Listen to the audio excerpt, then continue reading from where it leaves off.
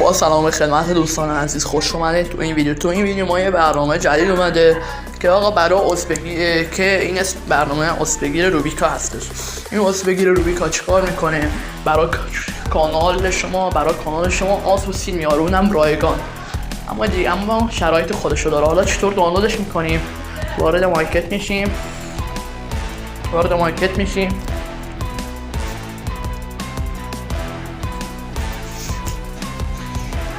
بشی و عضوگیری روبیکا رو سرچ کنید و این برنامه رو دانلود کنید.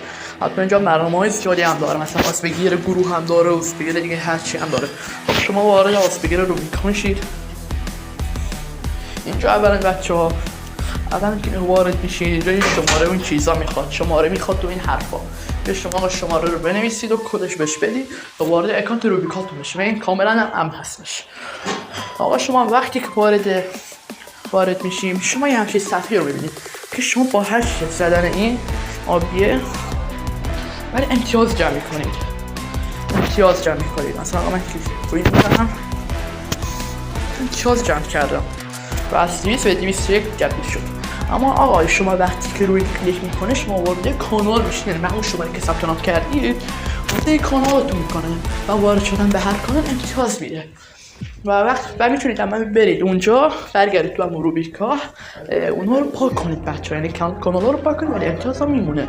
برای همین اصلا اینجا گفته برای جمع آوری امتیازات باید وارد کانال بشید، کانال ها بشید. مثلا من اینو بزنم امتیاز میگیرم و وارد کانال میشم و وقتی که مثلا امتیازم به 200 به بالا رسید، میتونم هر چی امتیاز گرفتم رو واسه بیارم و مانند همچین چنلا میام اینجا و مردم واقعا ناز و به هر حال ما رو 200 به بالا جمع کردیم. چطور؟ خب چیکارش کنیم؟ شما رو این کلیک میکنید و آقا میتونید اینجا ستاشون بیارید، مثلا خرید عضو، ممبر، یا خرید سین و یا خرید واکنش یا همه ریاکشن. مثلا ما عضو میخوام، رو اون عضو کلیک میکنیم. اینجا ببین، اینجا یوزنیم کانال رو میخواد. حالا شما لینک کانالی که دارید رو بنویسید و خب به سرنشه این میاد. شما وقتی که روش کلیک میکنید میتونید بخرید که و نهایتا این تا 200 سکه با بالاست. مثلا آقا 200 سکه دارید، 100 تا ممبر میخواد بیارید. آقا کن داره، متوسط داره، سریع هم داره و دیگه آره. مثلا آقا ما 100 تا نمیخوایم، ما 100 تا میخوام بچه ها که میشین 1000 تا سکه.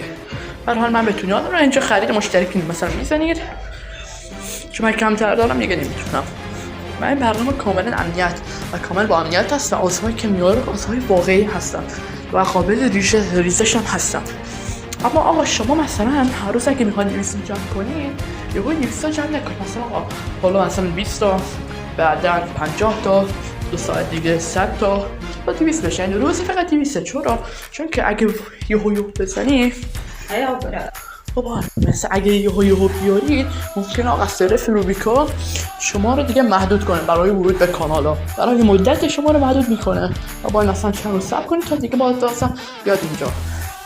خب شاید از این آموزش خوشتون اومده باشه و خدا نگهدار.